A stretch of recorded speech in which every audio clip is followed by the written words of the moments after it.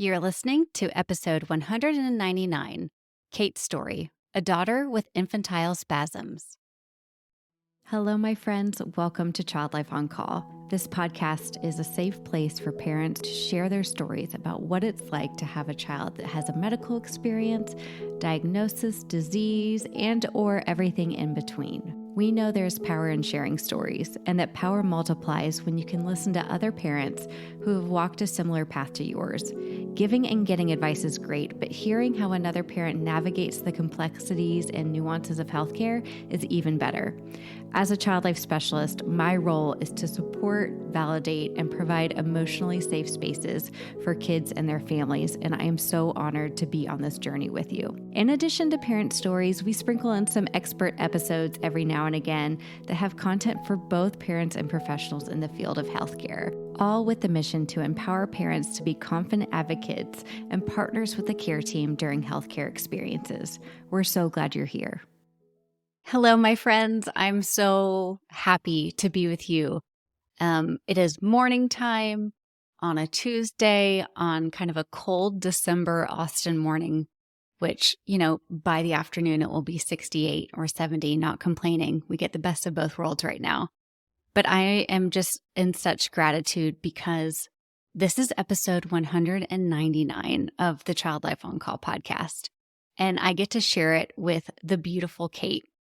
Kate is the mom of a precious daughter who has infantile spasms, and her name is Charlotte. And so throughout our conversation, you'll hear us talk about Charbear, which is, I think, kind of like lovingly her just little love name for her daughter. And so I can't wait for us to just jump into this episode so I can introduce you to Kate, and then you can learn all about what her journey has been like, finding out that her daughter has infantile spasms and kind of the road that it took them to get there and what that's been like for Kate as a parent.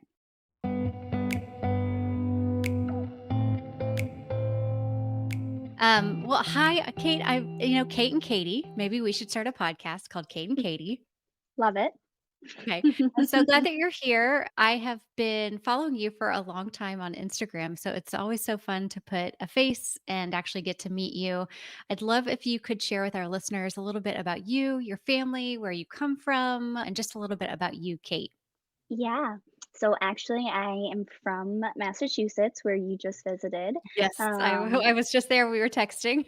so grew up in Massachusetts, met my husband in college, and we moved to Colorado. Had our first baby, Charlotte, there, and then pandemic crazy, ended up moving back to the East Coast, and that was just so exciting to be Yeah. back home and welcomed our second child. So we moved back to the East Coast, and that was exciting. And then we just welcomed Teddy, our second, last September. And actually, while I was pregnant with him, I was about 8.5 months pregnant, was when Charlotte got her infantile spasms diagnosis. So it was very surprising because infantile spasms is a rare form of epilepsy, but it's actually the most common in children 0 to 1, so the first Okay. year of life. Charlotte was actually 22 months old, Mm. and so she was outside of the norm for an already rare kind of thing, and it just completely turned our world upside down. It was very scary, devastating, and something we had never heard of. So, learning all of that and trying all the medications and really trying to wrap our heads around this very serious and brand new diagnosis was really challenging. Mm. Wow. What you said about being so pregnant with your second, receiving a diagnosis with your first has just got to feel so daunting. Like you have a newborn you're about to bring into the world and this new challenging, diagnosis. I can only imagine what that felt like. Yeah, as a first time mom, you're nervous anyways. You kind of Yeah. worry about everything, and I definitely did. I asked her pediatrician about everything under the sun. And initially, when she started doing what looked like kind of the Moro reflex with, like, the startling, but Right. what really stood out to us was she wasn't a baby anymore, and something that's really stuck with me is that had she been a newborn or been, in that first year of life, it would have been even less concerning to me because it doesn't look as catastrophic as it really is. And so showing our pediatrician initially, she reassured us that, you're just a worried first time mom, probably saw how pregnant I was and was like, you're just being nervous, and she had been developing normally, and um you kind of want to believe that too, and Hmm. that you're being a little crazy. And so then once she was diagnosed, it's like you that relief of finally being heard and having that diagnosis, but the reality that um it is real is also devastating. Oh my gosh, so true. It's that diagnosis is so it's not just a word that has one meaning. It's a word that has so much feeling and emotion behind it. From relief, like you said, like validated, like yes, this is a word that I can put to what I'm Yeah. seeing, but also overwhelm of oh my gosh, how do we move forward now?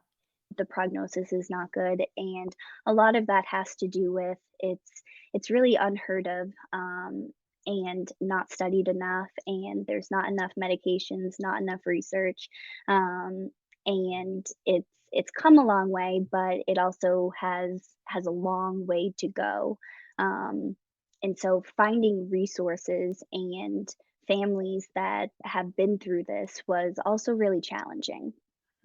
Yeah, it's not, it's all hard, but it's not diabetes. It's not a specific type of cancer that you see with all the walks and the foundations. You really had a challenge when you got that diagnosis.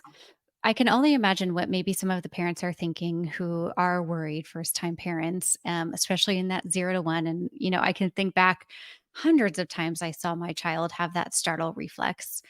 What now knowing what you know as a parent advocate yourself, what are some of the things that parents can look for when maybe it's irregular or something else to look for, or should every parent be aware of this?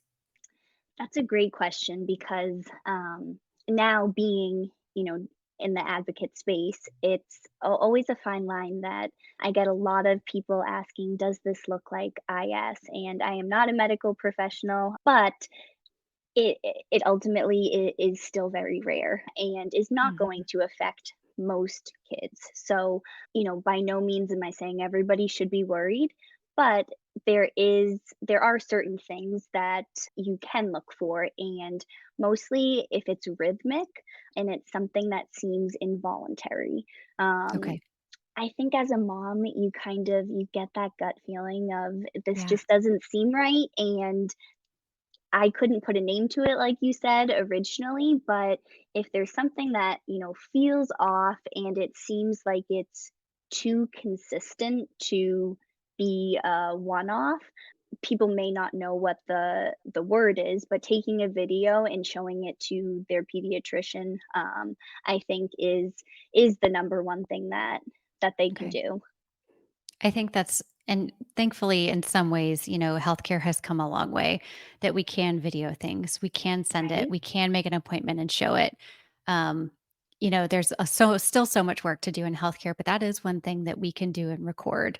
And like you said, sometimes you can share it with your pediatrician and they can tell you I don't think it's that. You're a worried mom, and that hurts, right? Yeah. It's like a relief, but it hurts. And it sounds like you continued to trust your instinct.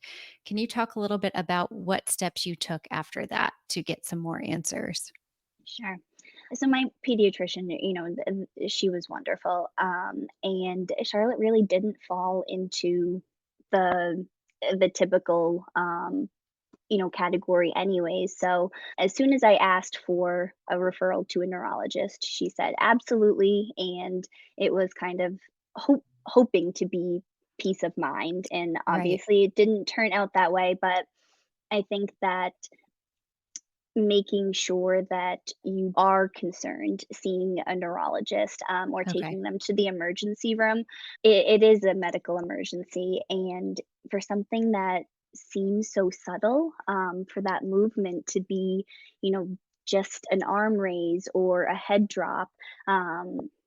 I even, for a bit called it like she was shaking and like kind Yeah. of like had a shiver go through her body. Mhm. And for it to look so subtle, it's very counterintuitive that it's actually extremely damaging to the brain.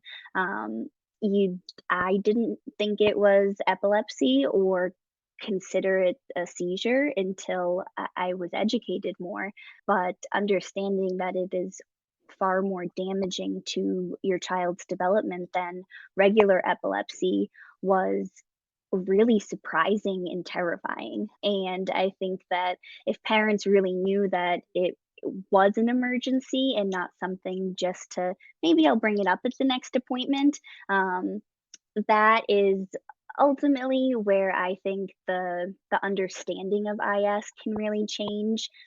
More kids are diagnosed with infantile spasms than die from SIDS each year, and that is obviously a horrible stat to know. It is. But it's also really it's been impactful to me in that 30 years ago, we didn't know as much about SIDS. And we didn't have the information of, safe sleep. And that came from people talking about it and people advocating and mothers and families that were Mhm. impacted trying to change that and having the research and everything to spread awareness, that ultimately has made the difference in the awareness of SIDS and to know that infantile spasms is actually more common than that. I think we still have a long way to go. Yeah. So you put it so succinctly, video it and show it to your pediatrician. Ask for a neurology consult. Pediatricians, are usually more than willing to consult out. And if they say no, go find it yourself and just Yeah, do what you can to get access to that, or ask if your pediatrician has any recommendations if you were to go find someone yourself. And then third, talk about it. Like you said, talk about it to everyone you can to spread this awareness that what you put about SIDS and safe sleep. I mean, it's a whole campaign all throughout hospitals. And yeah, what you're doing right now is really helping to start the charge with IS. And what can we do now to make it just as well known to perhaps prevent and keep it from happening? So, help us yeah. understand a little bit about your life after the diagnosis. And you talked a little bit about developmental delays or things that can come because of the impact of the seizure on the brain. What has your life looked like going to appointments, finding treatment? What is it like now? Sure. So if you had asked me this a year ago, I would have had a very different answer. And I do share that, Charlotte is doing great now. And I think the focus should more be on the 90% of kids that don't, because we know how fortunate we are to be where we are. Charlotte kind of was already in a rare subset of this rare condition, and Mm, she is doing great. It has been a really tough year with finding the right medication and then the medication side effects. And she has every therapy under the sun, from speech therapy, OT, but especially as a first time mom and somebody that grew up, and I hate the word normal now, right. but neurotypical, that um, it has opened my eyes to just, everything from early intervention, speech therapy, and child life too. It's just fascinating and something that I wish every kid could get. Mm, So I know that her journey is a lot different than most kids. And while she still has to work very, very hard, um, she is doing great. And so I'm happy to share that, but also really compassionate that that is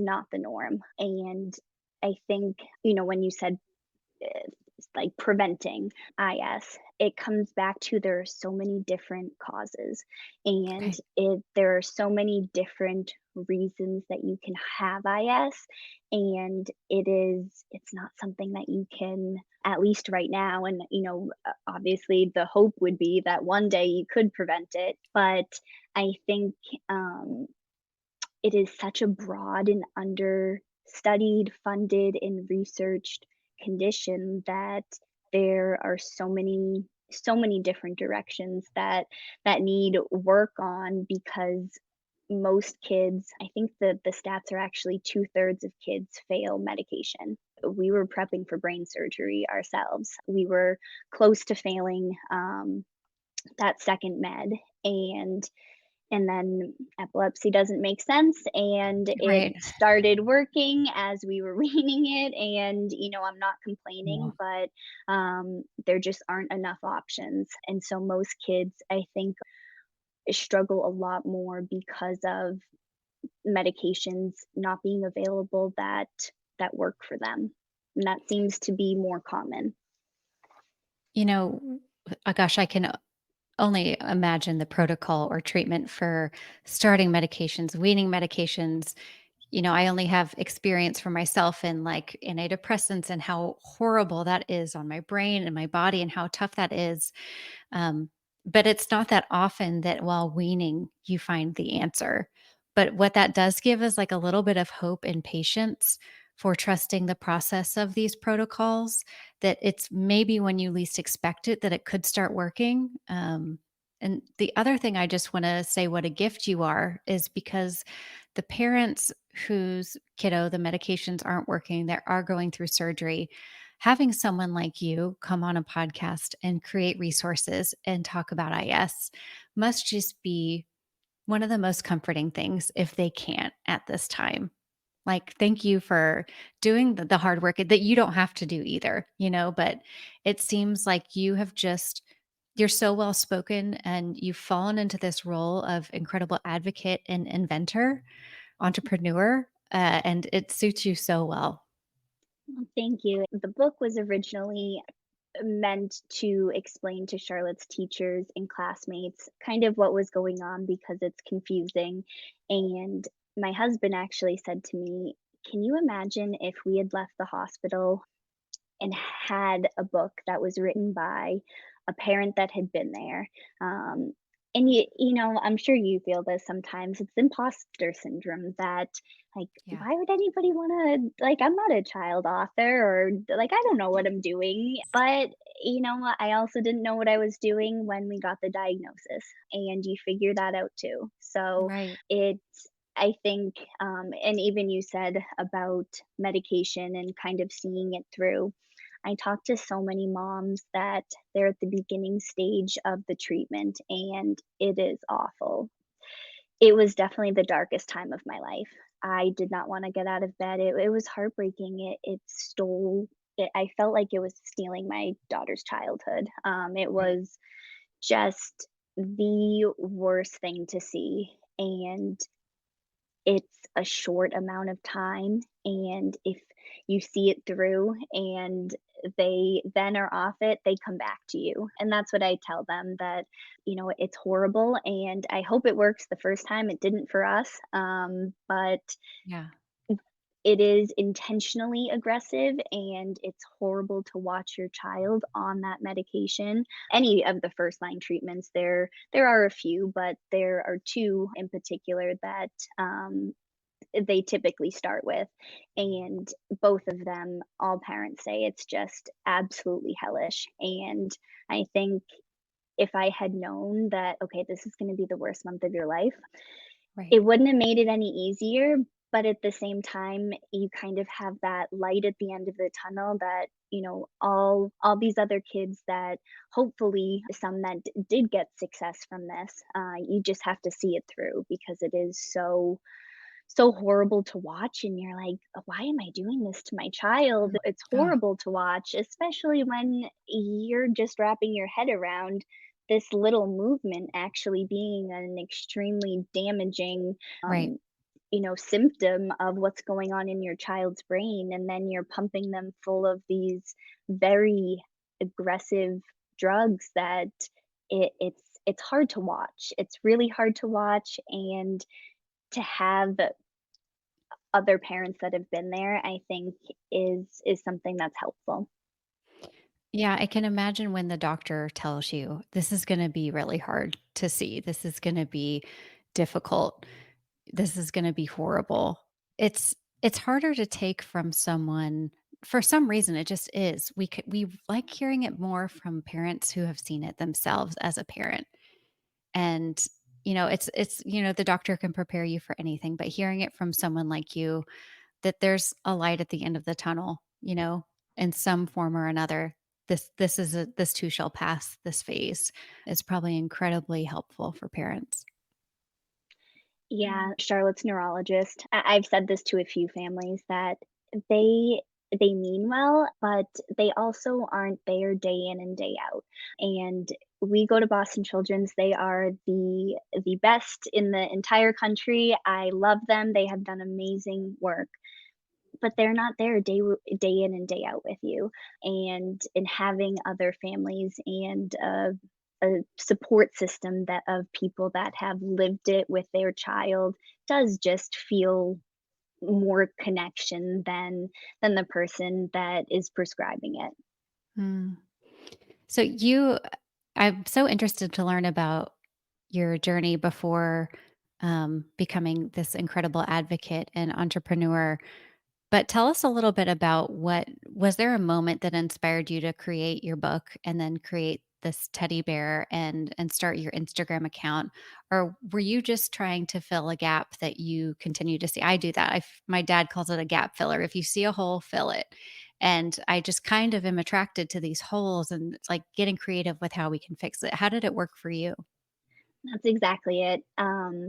I do have a full-time job. I'm a administrator for a surgical practice, and I had no intention or interest in anything beyond really being a mom, and taking care of my baby during this unimaginable time. And I ordered every book under the sun about epilepsy, and some of them are really well done. And the hole that I found was it was all a little too advanced for Charlotte, and, she's older than, 90% of the children diagnosed with IS anyways, and so if it was too high level for her, then it, definitely is for anybody younger. Right. Um, and siblings and everything else like that.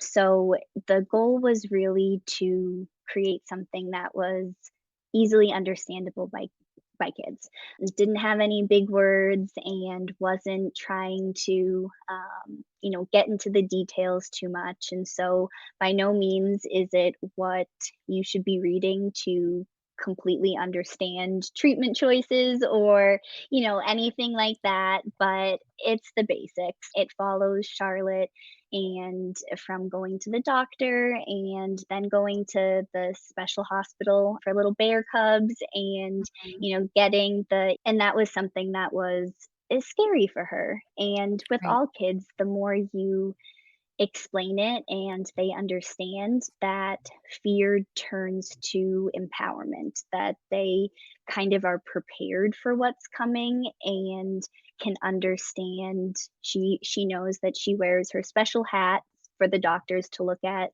her brain and make sure it's all going right and just easily understandable for kids. It was the main goal and a gap that I saw, and wanting to have something for her to kind of understand and then to explain to, other kids her age what was going on.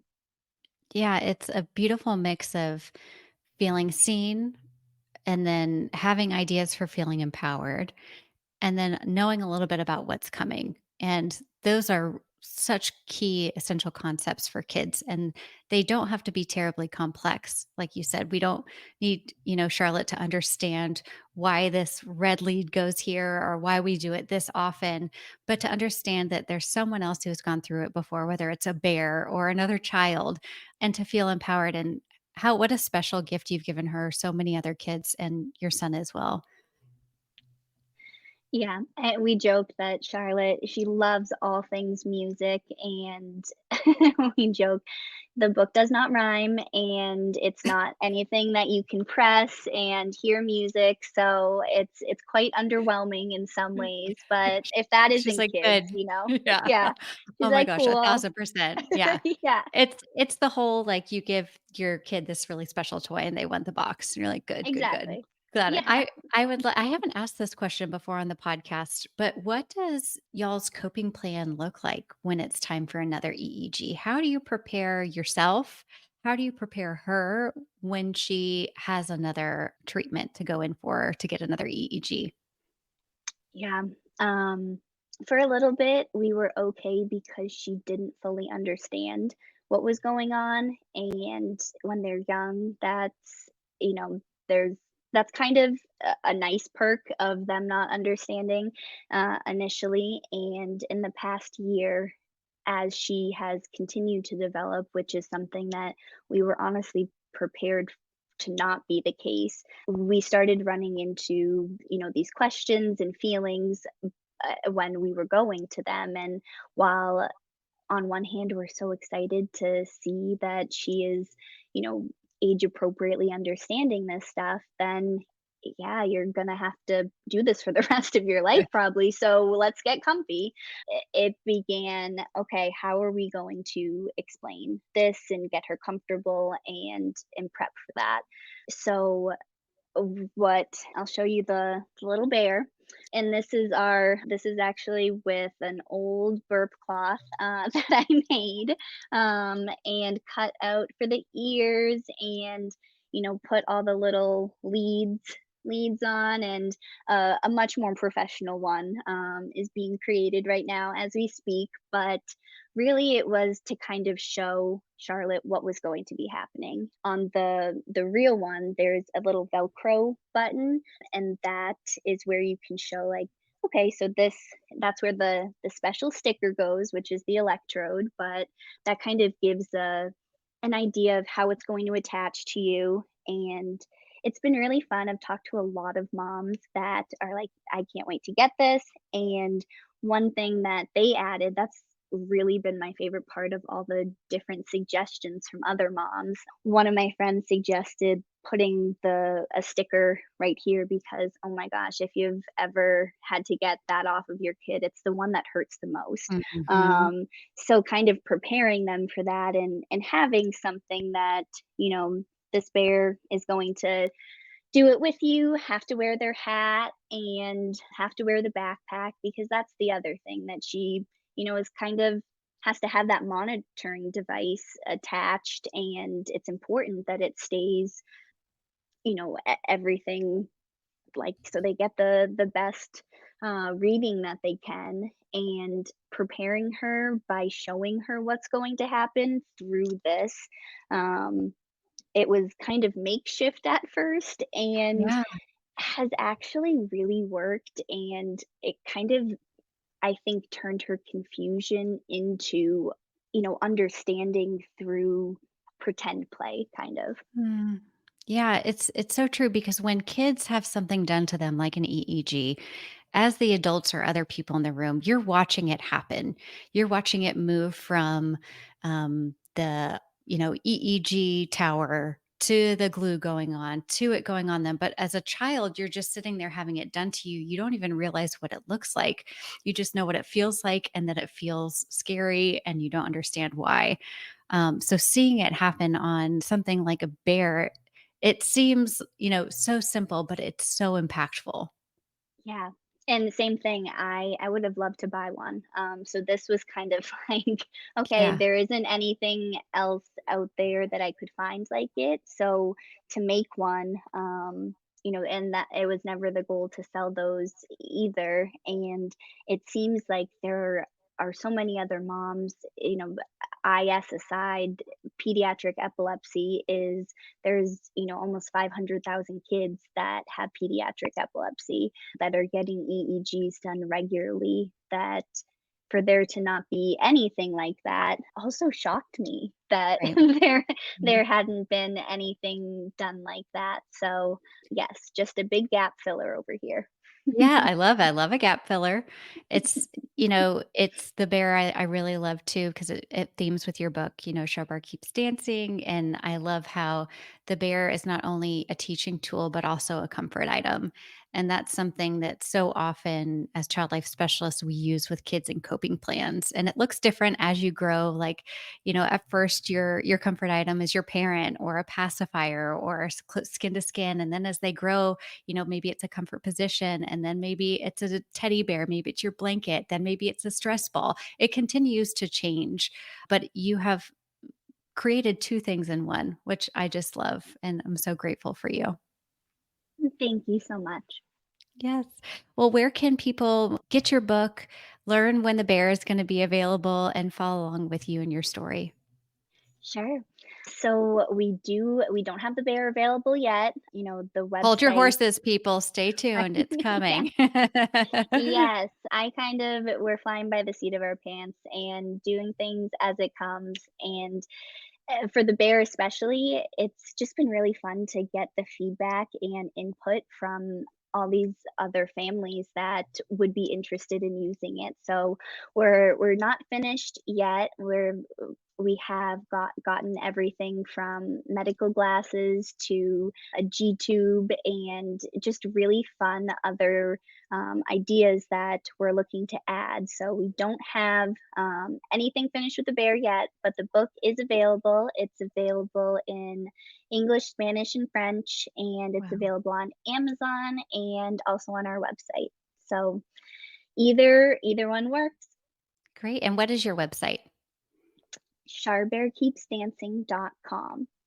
Perfect. Well, thank you so much for being here with me, Kate, and letting us learn a little bit about you and your family and all the incredible resources that you've done. And Charlotte's so lucky to have you as her mom. And so many other kids and families are just, I'm sure, so grateful that you're speaking out about IS. And I know you've helped me learn a lot today. So thank you so much. Thanks so much for having me. And next time you're in Boston, we'll have to get together. Well, I'm definitely coming back because we did a good bit of daydreaming while we were there. And yeah, we'll be back for sure. Fall is definitely the best time. I'm partial, Yes, but fall's a good time. So yeah, I loved well, it's it. good to talk to you, Katie. Thank you all so much for listening to Child Life on Call. If you head to our website, childlifeoncall.com, you're going to find all sorts of stuff there for parents, professionals, healthcare providers, child life specialists, no matter who you are. Actually, when you just go to our homepage, it'll help you direct to exactly where you need to go. On that, you'll find opportunities and PDUs for child life specialists. Parents, we've got a starter kit for you. And clinicians, we even have a clinician course, which teaches you how to be a confident and capable caregiver in pediatrics. We're so grateful that you're here. Please DM us on Instagram. And like I mentioned, when you rate and review this podcast, it helps other families be able to find us. So let's keep doing that. And I will see you again here next week.